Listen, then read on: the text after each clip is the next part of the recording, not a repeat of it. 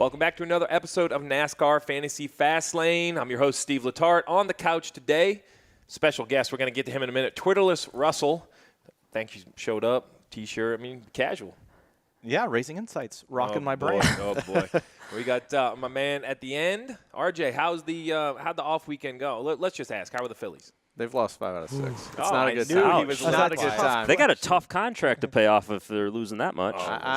You don't want to go down that road with me, man. Listen, he already did the Price Harper Tour, which is going to be. And in the middle, guest from Fox Sports, former race car driver himself, Regan Smith. Regan, you're down on pit road. We see you in the studio hosting shows. What exactly don't you do at Fox? It's like my racing career. Jack of all trades, this. master of none. I just, wherever they want me to go, I go there. And much like when I was in the car, I'd just hop in anybody's seat and have fun doing it. I like that. That's kind of how my TV career is going. I just kind of do whatever they tell me to do. Hey, and I got to tell you also, I called Russell last night and said, hey, what do you guys wear on this? And he said, oh, a T-shirt's fine. And I'm like, okay, well, I got to rock the Davey Allison. We're going to Talladega. So the Davey Allison. So I'm going to tell you everyone the story. I was going to wear a T-shirt today. I had a T-shirt that one of the campers gave me on the boulevard during the big one on the boulevard, the big party they have. I can't remember. It was like the Dega Do Club or something. And it was outstanding, but it was dirty. I was like, oh, if I could rock that T-shirt. Did it still smell like beer from Talladega? No. I think, see, what happens is my son's now old enough that he takes my stuff. So it smelled like track practice, which means I didn't want any part of it. But Richmond, a couple weeks ago, I know we're coming off an off weekend, but Richmond, hey, listen, 250 points. Big weekend in fantasy for me. It was. How about you? It was. You gained a little bit. I did 230. That's pretty solid. And you don't care because Martin Truex Jr. won. Yeah. But I was still better than RJ. So. And Truex by won. 2 points. 2 points. Still better. How about the props? How'd everybody do on props? Not as good as you. Which I know you teed us up for. So I'll take the easy target. Let me take a sip of my coffee. I was still positive, though. It wasn't a -6 week. I did. So we're going to get into props Anytime you ask a question like that, it usually means you probably had a pretty good week. I only ask I'm just going on a limb. That's right. That's right. At least that's what I do. I only ask a question that I know I'm going to get the best answer to that I want. Listen, we gloss right through anything we don't. Yeah. So I don't think we need to go back to Richmond other than now. So Truex won the race. The last to go 150 green and still have the last 40 or 50 laps. I literally was on the edge of my seat. That was spectacular racing. I was thankful that we didn't see the bump and run or the move out of the way. I'm okay with what's happened in the past. I'm not judging it. But as a fan, Regan, I liked that they raced hard to the finish. Right. That's from my seat. I was entertained. I would have to say if Clint was in second on the last lap in the same position that Joey was, I think we have a much better chance of seeing that bump and run. Good point. Joey, and I'm almost okay with it. Is it okay if I say that I'm all right with someone like Clint doing it who hasn't got the success? Is that fair? Well, I think I'm okay with it because he didn't have that history. Joey had the history with Martin. He used it when it was most important last year at Martinsville, right? It took him all the way to a championship. It takes him to a championship. If you're going to use it, you got to use it in moments like that. Clint, if he used it, that would have gotten him into the playoffs. That's a good moment for him. He doesn't know when the next win's going to come, much like a lot of those guys don't. So it's two different scenarios for different drivers there. I was okay with not seeing it. I also don't think that Joey necessarily could have got to his bumper. He made the dive in there. Yeah. He tried to get him loose a couple times, and we highlighted on the hub. You could see where he got right to the bumper thinking it was going to make that 19 car loose, and it didn't. Instead, his nose washed out, and that's actually what gave him the gap coming to the white flag to allow him to not let him get to the bumper in 3 and 4 on the final lap. So it was short track racing, and this week couldn't be any more different. We're going to NASCAR's largest racetrack, Talladega, 2.66. And I'm telling you, I know it's only 0.16 bigger than Daytona, but when you stand on top of the truck, it looks like it's a mile bigger. The place is just so much larger. Forever handling wasn't an issue there, but with these no ride heights, I actually hear that some cars drive bad down there, and this will be the first ever race without a restrictor plate, as NASCAR owns it, which is basically an 1/8-inch piece of steel with holes stamped in it. They're now going to go to a tapered spacer. It's still going to restrict horsepower, but do it in a little different manner. But because of that, they're going to have a ton more horsepower and a ton more drag. I'm going to go to the guy who's actually raced there. What's your opinion heading into this weekend? What type of race are we going to see? Well, I can tell you that in the fall last year, which I ran that race in the 95 car. That was one of the most handling races I've ever been involved with at Talladega. Those cars did not drive good. You could get in certain aero situations. Which is making me smile. the fact that they don't drive good. It's a great thing, right? Right. You could get in certain positions on the racetrack with cars around you, and your car would just jump sideways, and you didn't know why or when it was going to happen. And a lot of that was happening on corner entry. So you were really up on the wheel, hanging onto that race car, driving it. You weren't just riding around Talladega looking for the best run that you could get and trying to squeeze in a hole that maybe was there or wasn't there. This time going back, I think personally, I think we're going to see a drastically different race with the spoiler on these cars now, with the things that they've changed. I believe we're going to see cars that drive very good. What's that mean? I think that means now all of a sudden, instead of maybe the big teams that have drivers like a Denny Hamlin or somebody like that in them, they can go out there and manipulate the air and do the right things, put themselves out front, and then control that bubble. Once you get a good driver in the front of the pack that can control the bubble, that changes the whole race. It spreads the whole field out. I think this time it's going to be more of a crapshoot in terms of who can get up front, who stays up front, and who's going to be there when the checkered flag falls. The last lap, I don't believe you want to be leading on the last lap. Right. But the flip side of that is if they wreck once you get past the white flag, you do want to be leading. So I don't know where you're going to need to be on that last lap. To your point, I think the leader is going to be at a big disadvantage. I don't know about the whole pack, but it seems like the leader, RJ, we've seen some single file running around the top. Yep. That's really the first two cars, I think, being patient. When second doesn't want to pass first, they can drag them to the top. I don't think that's going to happen this year because I think with the drag being increased, the runs are going to come. And when they come, the guy in second or third is going to have to do something with it. So are you predicting a big one? Oh, it's Talladega. There's going to be a big one for sure. I almost don't know if we see a big one, though. I might make the argument that we see 10, 15, 2, 3 car wrecks because of the way that they're going to be getting these runs. And when they make those dive bomb moves or those big moves and the other car in front of them can't block it, then you just have two cars that wreck, go to the bottom. Listen, the block. I think the drivers, and I think the drivers have to relearn, right? Because my point is, when you're blocking a run that's 1 or 2 miles an hour faster, that's one thing. When you're blocking a run that's 6 or 8 miles an hour faster, the spotters are going to have to be much clearer about what's blockable and what isn't. Because, you could say you can hang a left all you want, but just because you turn in front of a guy doesn't mean he could slow down. Right? And the only way the spotters can be clear about that is to learn it as they watch it. They're going to have to make a mistake and tell them to block a run that they couldn't block. Mm-hmm. Well, that's going to result in a wreck. And that doesn't even get us to the whole concept of what do you do in practice? Do you go practice? Typically, we go to the speedways. You make one quick run, and you're done. You say, all right, my car's good. It drives good. It's going to be what I've got. This time when we go to Talladega, I think you see a lot of cars try to practice. And I've heard conflicting reports on who wants to practice, who doesn't. As a driver, I want you to put me out there the entire session. I want to run the full 2 hours or whatever the time slot is that we have for practice, because that allows me to learn it before the other guys out there. Any opportunity I have to be on the racetrack to learn what that car is going to do and what aero scenarios I want to be in or I don't want to be in, that gives me an advantage. Much like if you don't run the shootout at the beginning of the year, you start off in the duels and you instantly feel like you're behind the 8 ball compared to the guys that did. I got a question for you with the new stuff. Would you place more of a priority on being able to just go out there and see how your car's going to handle in practice, or being able to go in the draft? Oh, I think you have to be in the draft, right? You got to be in the draft to handle. I mean, we're hearing the speeds are going to be pretty high anyways to begin with. But from the test at Daytona, they took 3 cars at Daytona, and the numbers that were coming back with where they originally were going to show up with were way higher than what anybody anticipated. It wouldn't surprise me to see some changes made down there this weekend. Yeah. That taper. If I had to guess, we've got tapered spacers that are made that are going to be different sizes already. Yeah. We probably have restrictor plates sitting on standby just in case we can't control the speed and where it's at. But it's going to be a scenario where you're going to have to be in the draft to figure out how your car is going to handle. So we're getting ready to jump into fantasy. Before we do, both races on Fox Sports. Where are they at this weekend? Xfinity will be on FS1. I believe that starts at 12:30. The main race on Sunday, the Cup race, will be on Fox, and that is, I believe, 12:30 start time as well on TV. Well, I'll be dialed in and watching because I think it is going to be exciting, and because I'm going to be rooting on my fantasy players. So let's dive right into it.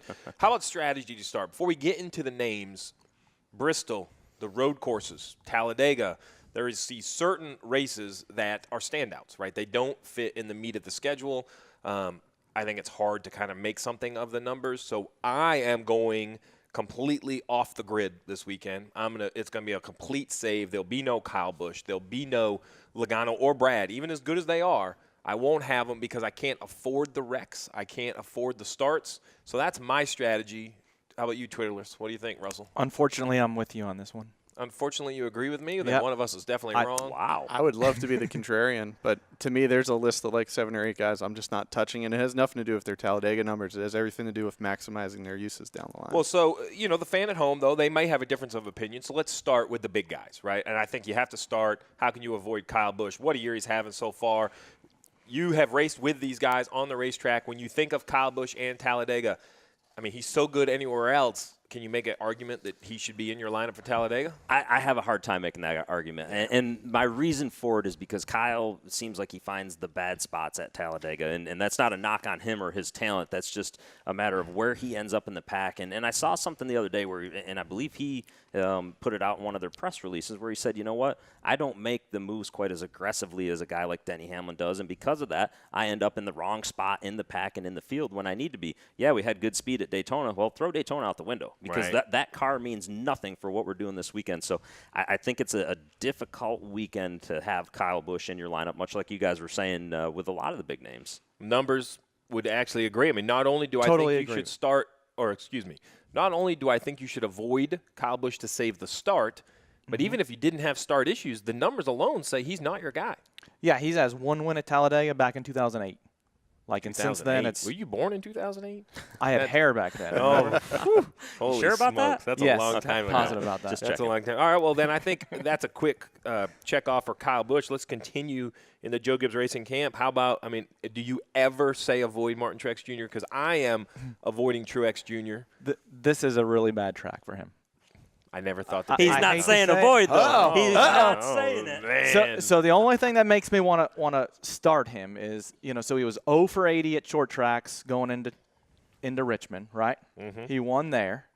He's 0 for 56 at super speedways. Yep. So I think he's going to win this weekend, but I'm still going to. He's also wrecked in 5 of the last 8.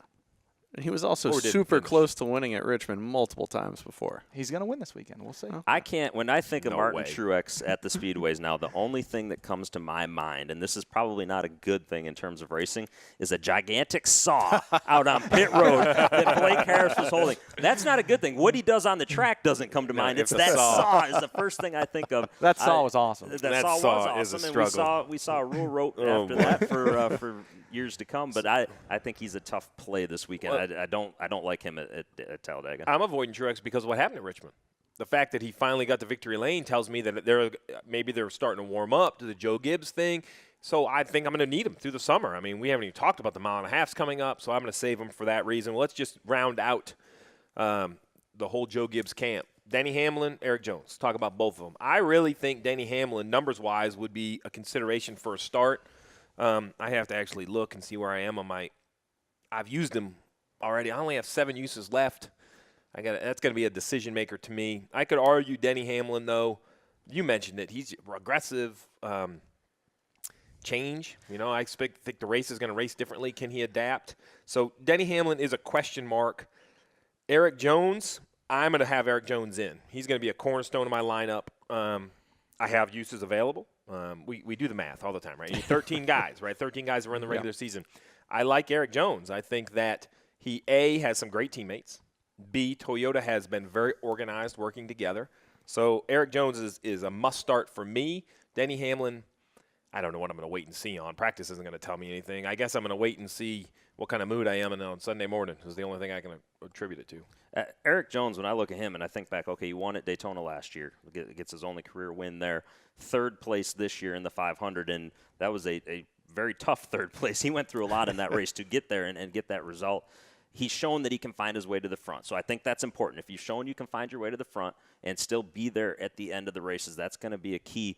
He's the only Gibbs guy I'm taking this weekend. And the reason for that is because I think Denny, you're going to have to use him down the road somewhere else. Yeah. He's shown a lot of speed, quietly showing speed. He's flown under the radar because of what Kyle Busch has done this year. I think you give him and Chris Gabehart a little bit more time. You're going to want him at the Poconos, at the Indy race, at some of those places like that as the year rolls on here. Maybe at the 2nd Martinsville, something along those lines. So you got to save him for those. Erik Jones, a little bit more of okay, where do you need to save them for? You might want to use them up when you can use them up. And as you said, the Gibbs cars will be fast. They're going to have speed when we get down there. Listen, Penske and Gibbs have won every race, so not having a Gibbs car in your lineup just seems like a poor decision. Well, and Gibbs won the last 3 races with 3 different drivers. Jones will be the 4th in 4 races. And I think, I don't want to say the pressure's on him, that's unfair, but I do think no one likes to be the odd guy without a win. So I think he's going to be maybe a little more aggressive. Like, I'm not going to say it's pressure, but it's his chance to deliver. Listen, I went out on a limb last week with him, or 2 weeks ago at Richmond, and on the race day show, I picked him to be a surprise winner. I said, you know what, looked at the lap time, saw how fast he was. I thought he could get it done there. It didn't work out. They had to go to the back because they failed tech. I did make my pick before that happened. I want to point that out. Went to the back and couldn't come through the field like he needed to, but certainly somebody can get it done. So quick review real quick. When it comes to Joe Gibbs Racing, it seems like no one on the couch likes Kyle Busch. Not only do you need him at other racetracks, but his numbers would say avoid Talladega. Denny Hamlin, I think you can make a case for. It's more about saving starts. Martin Truex Jr., same thing, saving starts for later in the year. So Erik Jones seems to be the consensus. If you're going to go with Joe Gibbs Racing, Erik Jones. So you can't talk about Joe Gibbs without talking about Team Penske. Those 2 companies have won every race. I think it's much more difficult when you look at Team Penske. It's easy to say save Kyle Busch starts because his numbers aren't good. Well, Joey Logano and Brad Keselowski, numbers-wise, should absolutely be in your lineup. But I'm sitting here with, oh boy, only 6 usages left on Logano, 7 on Brad. I'm going to avoid them. You're probably all 3 Team Penske. Where are you at down there, RJ? I am out. I'm out. How about your man Ryan Blaney? Can we jump right to Ryan Blaney? Well, this is where the bonus picks, I think, play a key role. So let's talk about that. So your bonus picks may not line up at all with who you have in. No, I will probably take Penske across the board for bonus picks. Boy, I'm not quite that aggressive. Well, you can make a case for Penske, all 3 of them. You can make a case. I think part of what I'm placing a lot of stock in with Logano and Keselowski specifically is how good they've been with the new package. And we've still got 6-7 races with that bad boy. So, okay, real quick. I don't think we need to spend much time on them. Other than you want to run them anywhere else, is anything else tell you why you wouldn't run Logano or Brad? They're aggressive. They control the pack. I mean, I expect to see the same thing again. I don't think you can control the pack. Is the only reason why I would not pick either one so of them. much of a I think the leaders, it's so much of a risk in this race that they're not going to control the pack all day long. They're not going to run up front all day long. And I'll take it one step further. When it comes down to that last lap, I'm going to say this dirty word that some people love and some people hate, but the tandem is going to come into effect. I truly believe that. I think that the spoiler's big enough that they'll hook up. For 1 or 2 laps, I think you can do it and not blow the motor up. The deciding factor is going to be man knows about the that. radiator. I've seen his highlights. I've set some records in the Hendrick Motorsports engine shop in terms of temperature spikes. I swear that gauge, it was white, and I'm like, oh, white's good. That's not a problem. I didn't realize that when it went so far past red that it went back to white. Like when you go the whole way around the needle. I'm pleading the fifth after that. But that's outstanding. But I do think that is going to maybe be the one reason why guys can't stay up front and they can't dictate the pack like we normally see. Well, so it's easy to sit here and say, avoid this guy, avoid that guy, avoid this guy. So what does that mean? Who are we taking at Talladega? Who are you going to fill out your lineup? RJ, what's one name that jumps off the page that the fan at home might not be thinking about? Well, I want to circle back real quick on Blaney. I just wrote him down that I'm taking him, but I didn't. One intriguing thing about Ryan Blaney, stage points every stage at Talladega. Every stage. It's written down on my sheet right here. We'll dive a little deeper into that in the prop section. Okay, but prop that's bets. So we got props. We have upcoming odds from Vegas. We have a lot of things. But real quick, just give me one name. The guy that you say, he's in my lineup. You're not going to learn anything about practice that changes your mind. Who's the guy? Aric Almirola. All right. I like Aric Almirola. He is five straight top tens at Talladega. Won the last race there. You're going out on a limb, aren't you? Well, he only led one what lap. A stretch. He does that.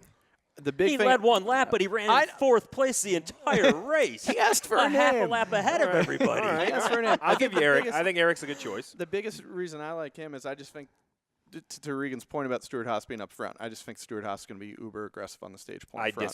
I disagree completely about the Stewart Haas thing. So we're going to see how. I think We've got new spoilers since the last time we were there, and listen, some of us think spoilers were a big you part only of get that. one chance to make a first impression, and they came down there and they shocked the world with what they did. And if it looks like that at lap 10, then it turns into 36 versus 4. And I'm telling you that the rest of the I know what you're saying, but I think the other guys are like, no. Those cars we've seen this show before. This ain't gonna happen. And those cars were purposely built to do what they did. They were in a precise line for a reason, based on what they had learned about those cars. They were just the first ones to see it, to organize their guys to do it, and put them out there and say, hey, stick with this plan all day long. The plan was not for Eric to win that race. The plan was for him to finish fourth. It just didn't work out. They got lucky at the end when Kurt ran out of gas. He was there to capitalize. I will say, though, I like the Aric Almirola pick. I mean, I do like Eric. That doesn't mean I'm loading up on Stewart Haas. Yeah, I agree. I agree. How about you? You got one name that jumps off the page? Don't be looking at my notes because I have a guy. Jimmie Johnson. Oh, boy. This is an argument we make every week. First of all, let's congratulate Jimmy. I went to Richmond, talked to him about running the marathon. He ran it in 3 hours and 9 minutes. I think I could do that on a bike. I'm not sure.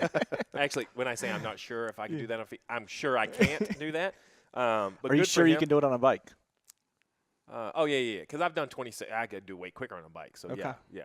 So, good for Jimmie Johnson. But, let's talk about Jimmy. Tell me why. Why is Jimmie Johnson in your Talladega lineup? So, this Sunday will be the 17th anniversary of his first win. Oh, boy. This is The stars are going to line up here. So Here we go. Stars Let me get my are Ouija board out.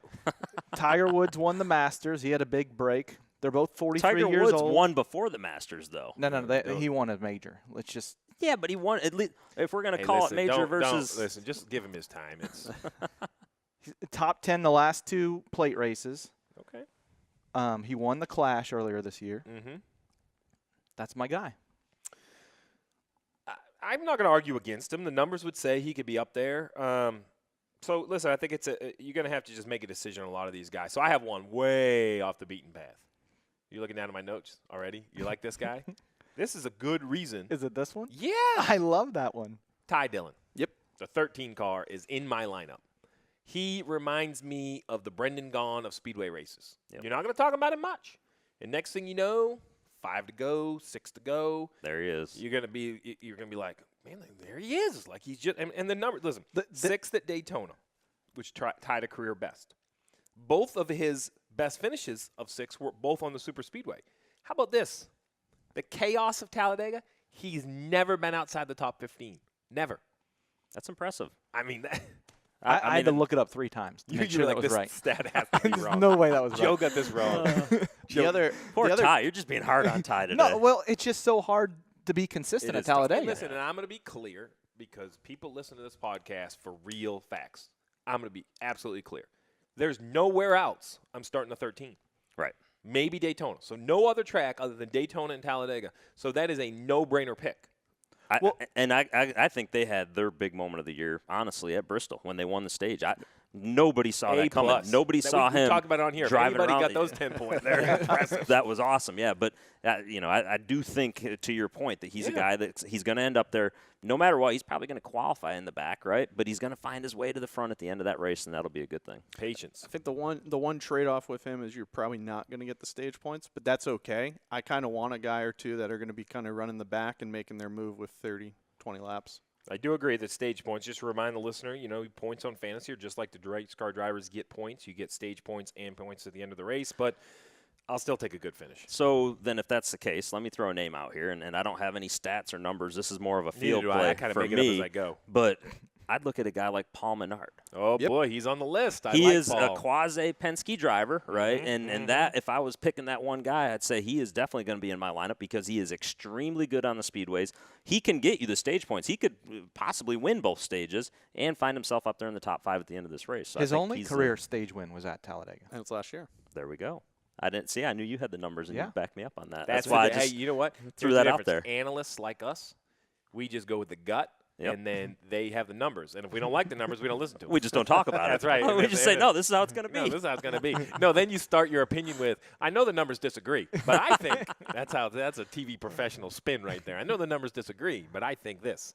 All right, well, listen, I know we have a lot more names to talk about to fill your fantasy lineup, but it's not just about NASCAR fantasy each and every week. It's also about the NASCAR Props Challenge. Every week you go on 10 prop bets. You can play up to 10. You don't have to play 10. For every one you get right, you get a point. Every one you get wrong, you lose a point, so you can hypothetically finish in the negative like I did a few weeks ago at -6. You have multiple times this year. Yeah, not just once. Thanks. So Glosses right past we're only gonna relive Richmond real quick to say I got +6, which is a big day for me, and I'm gonna move on from that. Let's talk about, because you guys didn't. But I'm going to bring it up multiple times. Yeah, well, listen. So now let's talk about the props challenge upcoming. So, Regan, these we half go through the numbers, but these are just gut decisions. I like gut decisions. Yeah, so here you go. This is a perfect one. In his career, Ryan Blaney has scored stage points in every Talladega stage. Will his streak continue? Wow. I'm going to say No. No way. No, that's an easy no. Oh, speaking of which, what was the one from Richmond that we thought was easy? Wait, we're saying forgot. stage Truex points. went over on the stage points. No, there was one that we said it had to pick, and if nobody picked it. It was Harvick. No, it was the Kyle Busch win. No, it was the Harvick. It was Harvick top 10, and he did. He was like 4th or 5th. Yeah, and we said it was will Harvick run on the top 10, and I'm like, if anybody picks no, they're going to be the only one. If he has an issue, they're going to definitely get it all. Sorry, I digress. So you picked it. So I got that one right. All right, so will Blaney score points in both stages? And you were +6 also. Yeah. I've Will, learned quick no, here. no, he's not going to. No, he's not going to score in both stages. See, In I'll go both stages. All he's got to do is be top 10 in both stages. Oh, we're He's been less good convinced there. on the center. I'm not as convinced. Listen, of all the Penske guys, if there's somebody that I'm really high on, it's Ryan Blaney. I think he's as good as any of them on the speedways. The aggressive moves that he can make and what he can do. Now, to argue my fact, I also have already said I don't think you can manipulate the pack like you have in races past, so that's going to make it more difficult for him. But I wouldn't have a problem. Taking that I'm a bet. firm no with this. Regan disagrees, which I like. RJ, I'm with Regan on this one. oh, that's I'm a no yes. surprise. I'm a yes. No surprise. I mean, we're did you moving really on. We're have done. to ask? We're done with Ryan Blaney. How about this one? The last 6 races at Talladega have seen an average of 26 lead changes. The over-under for Sunday is 26.5. I'm taking the big over. I think this is going to go back to it's not going to look like the last 6 or 7 speedway races. We have all been programmed. These cars have been reducing drag, reducing power, reducing drag, reducing power. It looked like the mid-90s, early 90s, which is you have to be, A, very good at drafting. Right. But if you get a good car out front with a talented driver and a good spotter, not to mention a teammate behind you, game over. There's no lead changes. This time, that is not going to happen. We are going to see, I'm not going to say a record, but an enormous amount of lead changes. So I think over 26.5. Go ahead. You're going to tell me it's crazy. It's never happened. Well, you led me down the wrong road on this a couple weeks ago, so I'm going the under. Under. I'm not going to take that personal, but go ahead. Well, you just can't say it. Tell the fans at home why you're taking the under. Where was it? Las Vegas, where we thought there was going to be 30 lead changes, and Yeah, I got the under that week. yeah. Well, that's not what you told us here. You could set the over-under at 30, and I would still take it. You could probably set I it love at it. 35, and I would still take the over on that Boy. right now. This, to me, we're backtracking right now to 2008, 9, 10, 11, kind of that time frame where we saw some wild and crazy racing, and we saw the pack doing things that we haven't seen before. I think we see that again this weekend, so I'm over all day long. So I just have one request. When you're down there on pit road, you'll be on pit road for the Cup race? Oh, yeah. So when you're Or down no, there, I won't. We're doing digital for the Cup race, something new. Oh, all right. So what's this? It's basically we kind of simulcast with the Cup race. We'll be on the computer essentially doing the digital stuff. Like a second screen experience. You can set your computer up, and you're going to have us going up and down pit road, maybe in the infield somewhere, maybe in the garage area. Cool. Just bouncing around. It's I think it's myself, Caitlin Vincey, and Michael Waltrip will be doing it. Oh, boy, and you it, had it me. coincides. You had me. You and Caitlin, you had me. Well, they got me and Caitlin to kind of keep us Okay. going down the right path. Well, then, and then listen, we'll send Michael out to the infield, and who knows what he's going to get So into. do me a favor then. When we hit lead change number 27, you need to interrupt the digital broadcast. I will stop it just right very there. quick. I just let you know we are over on the props challenge of lead changes.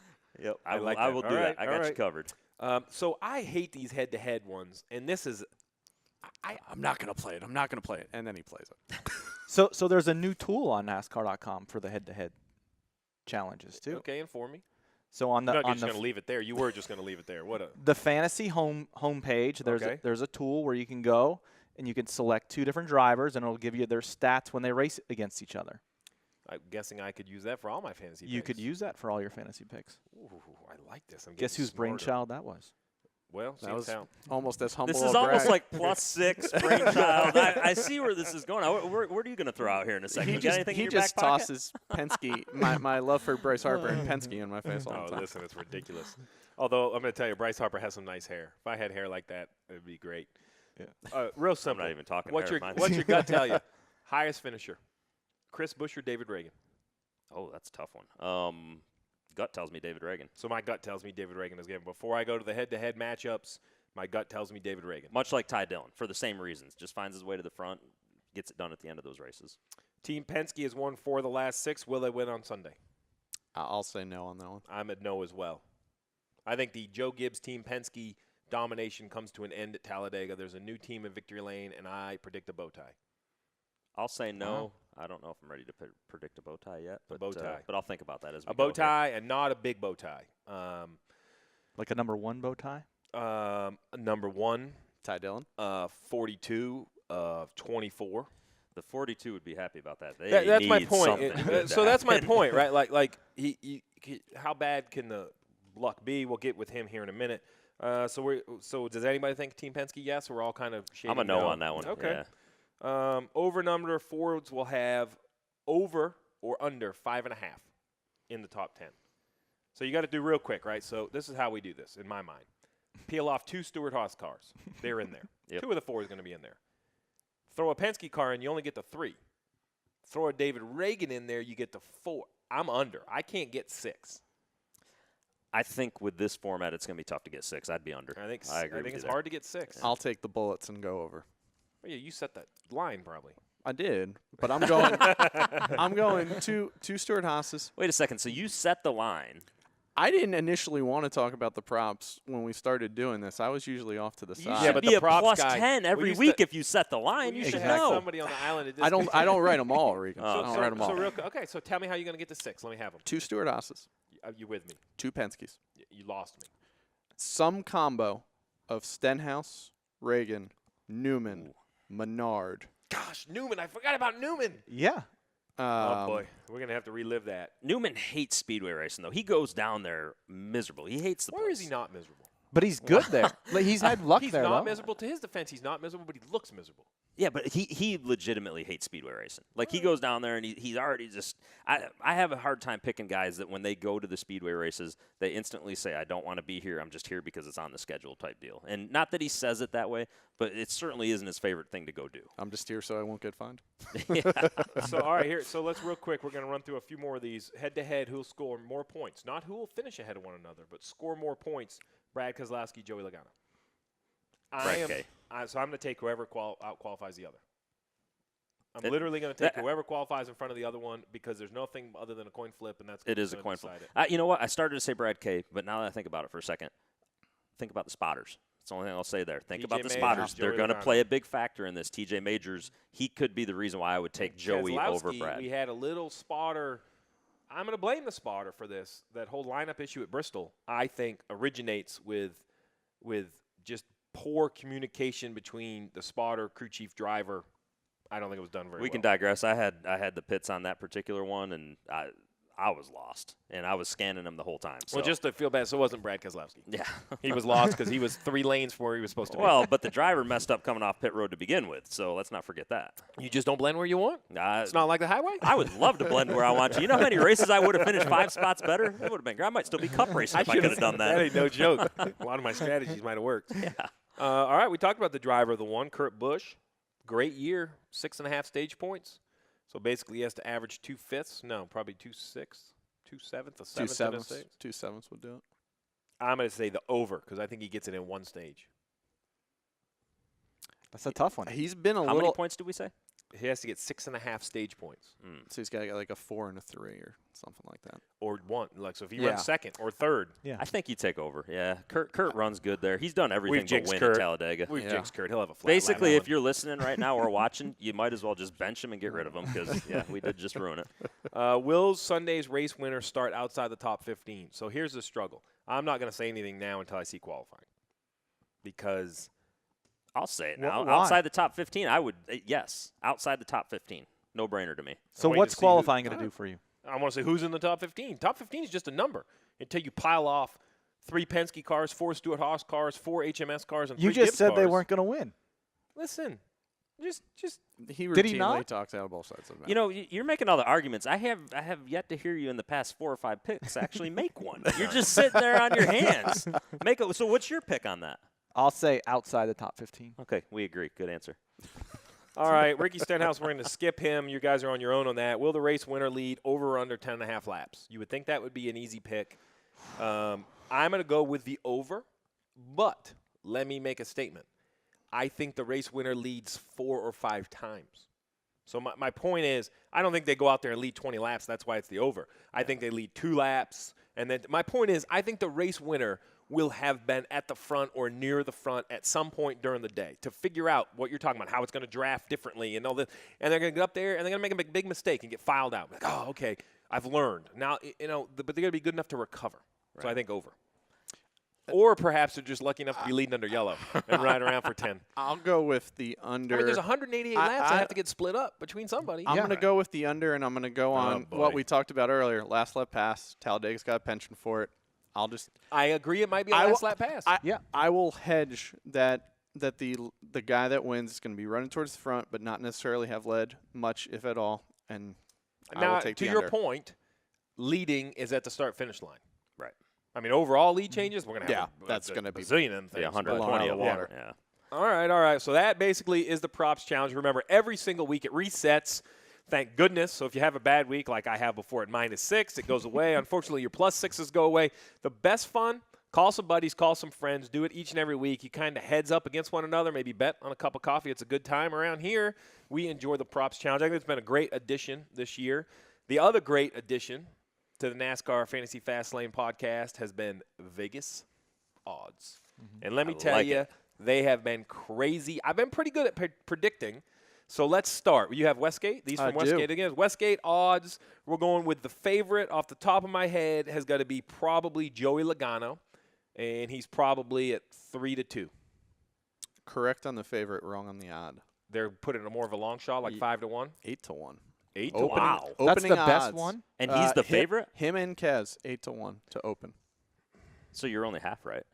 So the problem is they're listen. You know what we've learned, and just for the record, I've learned this for most of my life.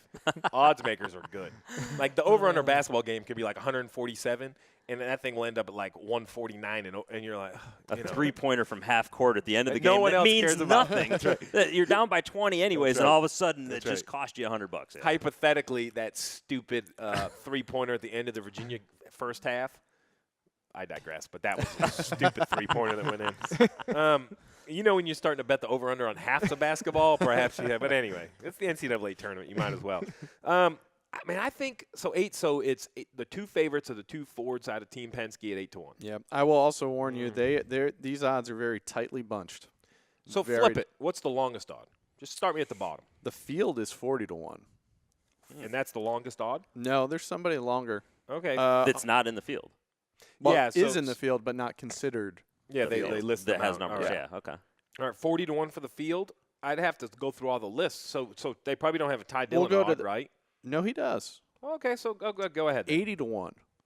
Ooh, There's and your guy. He's got some There's company. your guy. Company. Got company at 80-1. Please tell me. Chris Brian Buescher. Newman. Nah, Chris Buescher, I don't like. Newman's actually got better odds. Well, as he should. this Yeah. week. Bubba, 80-1. Nope. Ryan Preece finished 8th at Daytona, 80-1. Nope. Not taking it. Daniel Hemrick, 80-1. Ooh, That now one wait I a might minute. think about. He's like a bull in the china shop. He can come through, bouncing his way through the tri-oval, the apron to the fence, the 8 back to victory lane. Oh boy. The other ones that are Now that 8 wins at Talladega. That's like a It magical has? number there. Yeah. along the same lines, 100-1. A pair of front row teammates, Regan and McDowell. I think that That lightning's lightning already struck. struck. Yeah, we've seen that story enough already. I don't see it happening. Do we want to go? You want me to go back down? You can go anywhere you 41? want. All This right, 40, good randomness. 40-1. Austin Dillon, Nope. Kyle Larson, William Byron.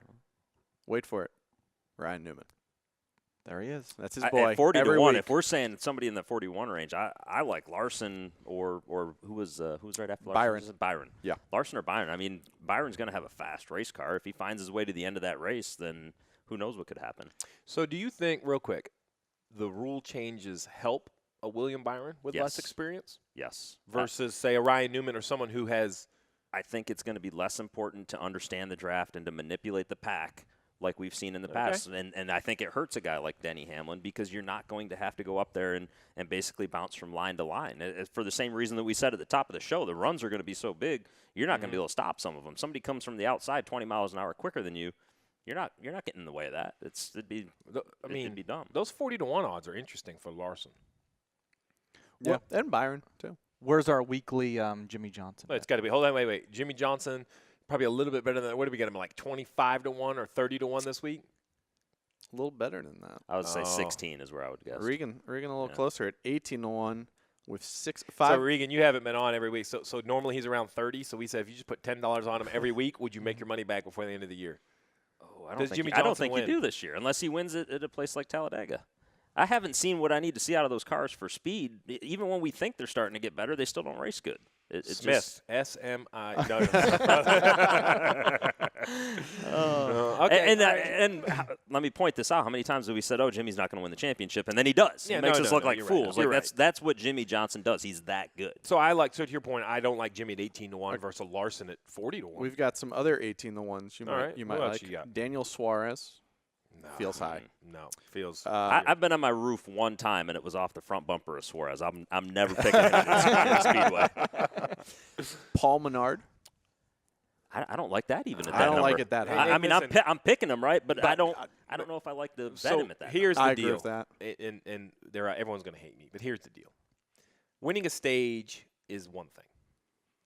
When you take the white and you're 2.5 miles or so from the big trophy, it's not the same, right? Like, you've been in the front of those packs. And what I mean is, like, look, there's a reason Dale Jr. was one of the best. There's a reason Jeff Gordon was one of the best. Like, they have you have 45 seconds, and you have to play chess, and you have to be in the right spot, and you have to make the right move. There are so many things. People think it's dumb luck. You have to make so many right decisions and then be fortunate enough for somebody else to believe you're making the right decision. Right. I don't see Paul Menard. He might, even if he does make the right decision, I don't see the guy behind him going, yep, he's my man. That's the horse I'm going with. I'm going to play the yin to yang for a second, though, and point out the fact that he has Joey Meyer on the roof with him now, who was Brad Keselowski's longtime spotter, right? Yeah. All those wins that Brad has at Talladega came with Joey Meyer.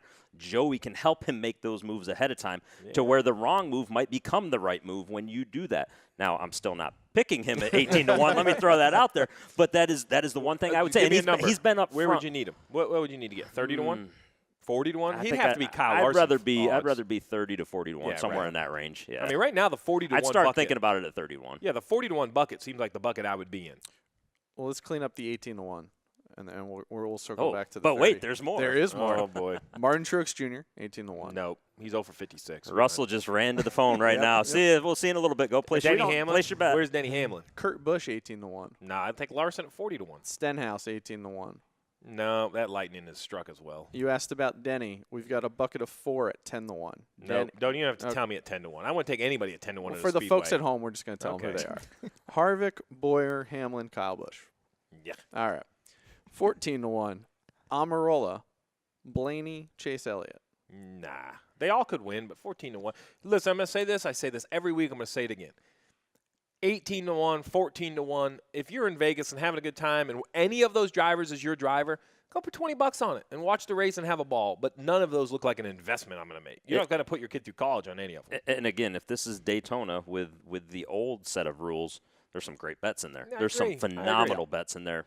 Not with this set of rules. I don't think. I think this is the week you go for the Grand Slam. You say, you know what? I'm going to win it all. I'm going to get that guy at 40 to 1. I'm going to get that guy 80 to 1. Every week. That's been my every week. We'll close out here at 30 to 1. Alex Bowman, No. Erik Jones, Matt DiBenedetto. Wow, he's 30 to 1. That's the problem I'm You having. lead a couple Yeah. laps at Daytona and you're 30 to 1 all of a sudden. I mean, holy boy. snikes. Well, that Smith. car did really I wanted well to say last something year. more than that, and I caught myself real was quick. gonna That was say, the broadcaster somebody, me coming out. Somebody finished 10th in that car last fall. They did. I know. okay. But it wasn't that precise car. That I know. car's I'm just different saying. since then. Russell was teaming I it think up, that was so all I just driver taking I'll be that honest. point. I was You- trying to say it was Man, because of you. and you I'll be just- honest. You haven't really enticed me this week. I was expecting Talladega to really entice me. Nothing. Larson at I will 40 say to I'm 1. enticed by Larson at 40-1. Because that's as So low listen, as his odds it's are gonna going to go. be. It's going to go one way or the other. Either his luck's going to completely change. If his luck doesn't, then think of the stuff available to hit at Talladega. Like, and that's not a knock on him. Have you seen a guy flat tires, mechanical? The guy has no luck. He has found the wall a lot when he probably should. There's been a few of them that's been because he has found the wall running the top side or something like that. Yeah, no, I agree. But for the most part, this year has been just terrible luck. All right, so there are Vegas odds. Kyle Larson at 40-1 seems to be a favorite from the couch. Is there one I missed? No, that's probably our consensus. Who else was at 40-1? Byron. I like both of those. Yeah. So listen, I'm all in on the bow tie brigade. So I'm liking William Byron and Kyle Larson at 40-1. Why not? Look at that, long shots. So there is the props. There is the odds. We ran through some big names, but we have a whole lineup to fill up. So let's buzz through some guys. I mentioned Dillon. Let's talk about some other names real quick. We'll kind of rapid fire through these guys. Yes or no, Austin Dillon? No. Consensus, no. Nothing about Austin Dillon. Only 2 top 10 finishes in the last 9 super speedway races. I know he is a Daytona 500 champion. I'm not taking that away from him, but that's one race, and the odds would say no. Ryan Preece, very tough. I see 1 super speedway race. He was inside the top 10. No, I just don't like where that team's been right now. And if it comes down to a pit stop, I think they've struggled a little bit on pit road. So Anybody disagrees? I'd be more likely to gamble on his teammate. Chris Buescher Yeah. over Ryan Preece. All right, I'm going to avoid I'm both. with you there. David Regan, I do think, is a wild card. Do I think he's going to win? No. Do I think he's going to end up in the top 12? I do. I think he'll be a top 10, 12, 14 car. I like the Roush horsepower. That is one thing that we haven't talked about at all is the engines and who's going to develop this new tapered spacer engine better than the other guy. Yeah, and listen, Doug Yates, he loves speedway racing. So let's go right in the Roush Fenway camp. Ricky Stenhouse, Ryan Newman. Ricky Stenhouse, I think, is like the new hot name when you go to speedway racing. So where do you guys stand on Ricky Stenhouse? I like him. I think he's aggressive. I think this type of racing will play to him and his aggressiveness. So I like Stenhouse. I'm with Regan on that because of what you said before. It's going to take aggressiveness to win this race, and there's no one that's more aggressive on these tracks than him. I'm going one farther. I'm taking both Ryan Newman and Ricky Stenhouse. I hear what you're saying about Ryan Newman not love speedway racing. But remember, I have that garage driver, right? Yep. And so my point is, hopefully if there is a big wreck, it happens early enough where I can go to my garage. But my point, I think Ryan Newman, if you have a wreck-filled race, he normally is hanging back. And I think he's going to be a hanging back type guy. So he kind of is a safety valve. I'm probably going to have both of them. So much like counteract Stenhouse. Yeah. In that regard. Yeah. Much like when we get to the 26 lead changes and we have to hop on our digital and say, hey, 26 lead changes. I'm going to go ahead and hop on there when Newman's running in the top 5 all day long and be like, hey, he's not going to the back today. Just want to point this out. That's okay, because I usually text Russell and be like, hey, would you put this guy in or this guy? And then do the opposite of whatever he says. All right, who else am I missing? We talked about Truex, Busch. We haven't really talked about this guy, Clinton Boyer. I am a complete avoid Clinton Boyer. 2-time winner there, though, right? Am I wrong in saying that 2 times? No, you're right. Yeah. You're right. And one of which was when we had tandem racing. Yeah, listen, you're making arguments. I'm going with 15th or worse in 5 of the last 6 super speedway races. Just, I think You can't stay that bad forever. you're that guy that it's all red on the roulette table. Get some money, put it on black. Green shows up. Yeah, that's right. So I just don't feel Clinton Boyer. And listen, I think he's a decent driver everywhere else. There's no reason I have to have him. No? Yes? No? Yeah. What about this guy? Who's this guy? Kevin Harvick? You've got We've a talked mic. about You can him the say whole the time. guy. No. Kevin Harvick, no. Need him for other places. Need him for other places. What Let about- me be clear.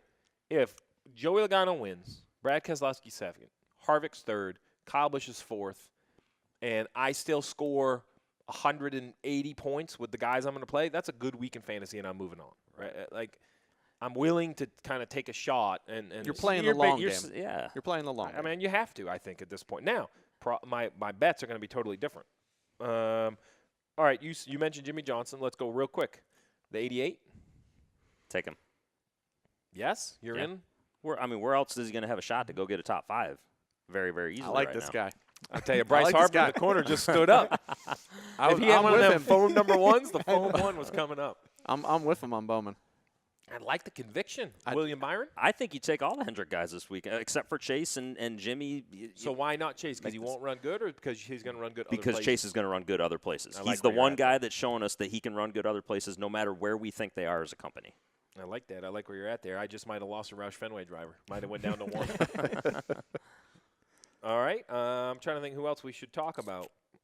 And Talladega's difficult. You got to kind of talk about anybody. We talked about him a little bit, when we were talking about the out. What about Di Benedetto? Nope. Okay.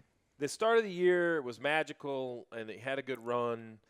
And he's just – how do I say this without being rude? Do I even care? No, I don't. So I'm just going to say it. It's never stopped you before. So here's the thing. They have learned that Sundays are tough. Yeah. It's not just a little bit better race car. It's not a little bit smarter crew chief. It's not like more experience on top of the pit box. All those things are fair. But I'm telling you, I get so irritated when someone, what's wrong with this guy? What's wrong with this guy? What's wrong with this guy? Listen, Sundays are hard. Right. Like not a step harder than Saturdays. You can't have another company's backdated material that you're working with and expect to run as good as that other company. It's just not going to happen. It's not possible.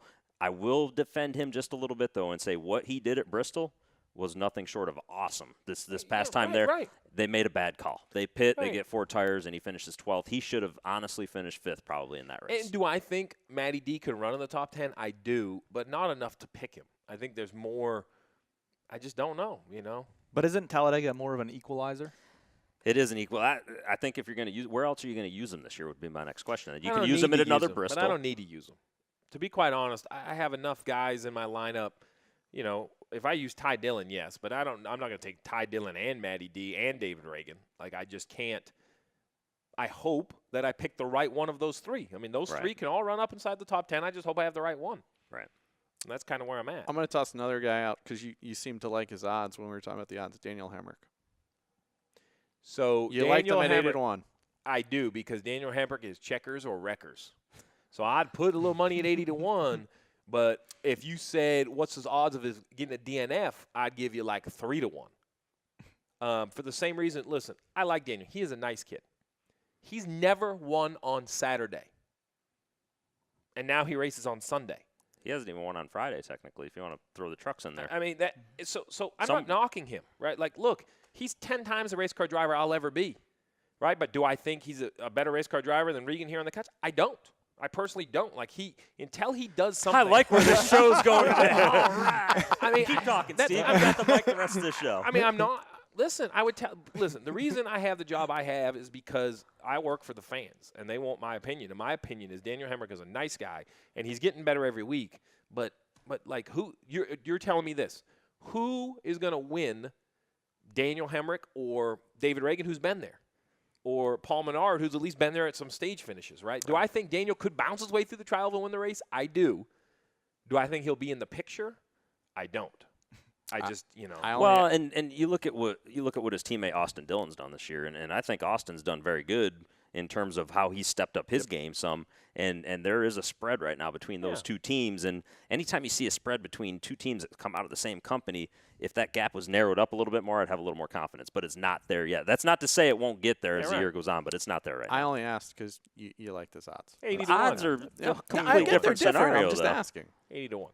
80 to 1. I'm out on him. We know. Listen, he doesn't drive the 19. All right, well, now we're getting to that point. Have we run through all the drivers? Is there somebody out there that we haven't mentioned? We didn't really. I mean, we talked about the Ganassi guys and props, but okay, let's talk about Team Ganassi. You got the one who's having a great year and the 42 who's having a career dismal year. 19th a point. Look, let's not sugarcoat it. My man's not even in the playoffs. So here's my problem with the 42. I feel that maybe the off weekend will change course. I've seen that sometimes, but it's I don't want to be ugly, but Kyle Larson needs to be going to Talladega thinking finish, not win. Right. I'm not trying to, maybe that means you should put him in your lineup. But my point is, he is outside the playoff. Kyle Larson cannot miss the playoffs. If he misses the playoffs, that is a major blow to that organization.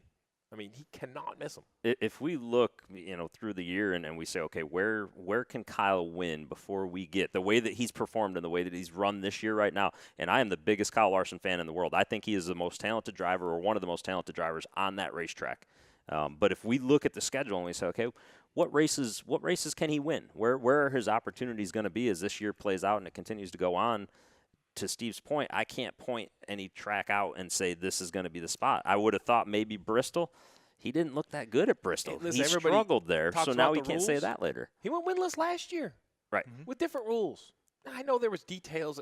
I don't care about the details. Water under the bridge. But my point, though, is going to be basically he does need those points. And as you said, he needs to finish because I don't know that he gets himself into the playoffs by winning this Now, year. the Monster Machine, he is riding the high wave. Good for him, right?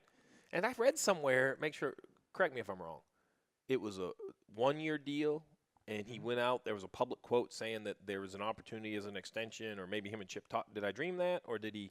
I don't know if they've. I think there was some reports maybe that they had talked, and I believe I saw that. I think I read something either last night or this morning to where that kind of got shot down just a little bit by Ducart and said they haven't talked about extensions yet.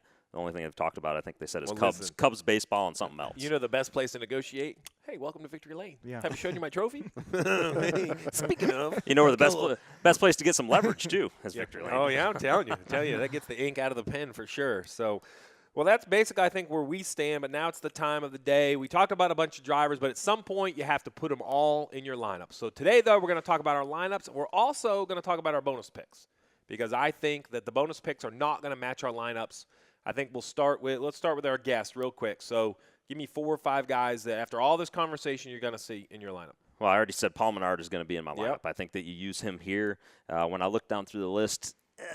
You want to look at my guys? Well, I don't want your lineup. I wanted the list. Here, hold on. I'm going more guys that don't have to necessarily be that big name and that big right in your face the whole time. So I would probably take a guy like Ty Dillon. I like your Ty Dillon pick there. I think that team's shown a few moments of So how about your brightness. bonus picks then? So who's going to win the stages and who's going to win the race?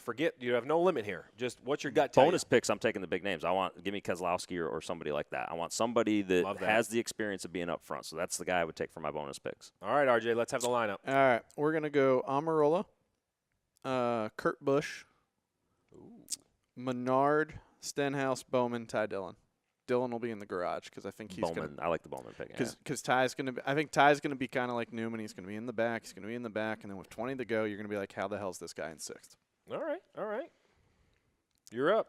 All right, I got Stenhouse, Newman, Heavy Roush, then Johnson, 17 years to the day. Remember that. Then Ty Dillon, David Regan, and I have Keselowski in the garage. Like, I want to see if Keselowski goes out there and is dominant in this, then I want to be able to put him in. Mark my words when we sit here next week that Keselowski will dominate the first half of the race. My man will put him in. Lap 2 in the 3rd stage, my man will be out of the race. KO'd. And I'm going to bring the text chain. Have you ever seen like the bad tweets that people read? I'm going to read the Russell text chain on here as he's crying about using a Keselowski quote. All right. I have Erik Jones, Ty Dillon, Ricky Stenhouse Jr., Alex Bowman. We swayed him. Paul Menard. It's a good show. Paul Menard, and make no mistake, if he doesn't score points in the first stage and look like he's going to score points in the closing laps of stage 2, he's coming out. And because I don't think he's going to run in the top 10 of the race. And I'm either going to go with Ryan Newman or Aric Almirola, probably Almirola. Maybe an emotional William Byron at the end. That's instead of lying to you, I'm just going to leave it a little more open. So getting a little choked up with those picks. I had a little frog in my throat. So I have a quick rules question. So you need to have your garage pick done before the green-white checker in stage 2. Is that correct? And when's it lock? It locks right at the end of stage 2. So Yeah. There's like a little. This is not going to fully answer your question. There's like a little lag between the end of stage 2 and the start of when it goes green for stage 3. Is that basically when you make your pick and do what you want to do, and then you push He the button and you locks say, it. okay, now I can go? I don't have that kind of control. Oh, okay. First time on the pod, and he hasn't figured out. So, but what I'm getting at is, like, your guy could be leading on the last lap, but get in a wreck, and then that's it. Like, you don't have a chance to redo it. you'd have to be hustling pretty quick. I don't trust my pull it off. internet connection that well. It has nothing to do with me hitting the button, though. All right, I do not have that So power. real quick, it's that time of day. Give me poll winner. Ryan Blaney. I don't know how you pick against Hendrick in qualifying there, so I'm going to go Chase Elliott. I'm Chase Elliott. That's who I was going to go, but I'll be a contrarian and say Harvick because he's gotten the last couple. All right, and race winner. Manufacturer and driver. Joey Logano, Ford. Blaney, Ford. Blaney, Ford. Whew. Bow tie. Jimmie Johnson, 17 days. It all comes full No, I really don't think. I do think it's going to be a bow tie. My gut tells me Kurt Busch. Kurt Busch in the bow tie. We're going to see. We're going to see this week. Chevy hopes your gut's right because they need something to go good for them. They do need something. They do need something. And Severely. real quick, remind everybody once again, we have Xfinity on FS1, 12:30 on Saturday. 12:30 Saturday for that one, and then the big show on Sunday. I believe it's 1:30 on Fox. I might have said 12:30 earlier. I think the race coverage is at 12 or at 1:30. Excuse me. The pre-race is at 12:30 on FS1. I think. And everybody tune in. We're big fans of what Fox is doing. They have maybe 7 or 8 more, and then we hand it off to NBC sometime in mid-June. Then you have to get back to work And then finally. I'm back in the booth. It's been some great racing. I'm excited to watch some more. And as always, listen, you can download the entire podcast on iTunes or anywhere you get your podcast.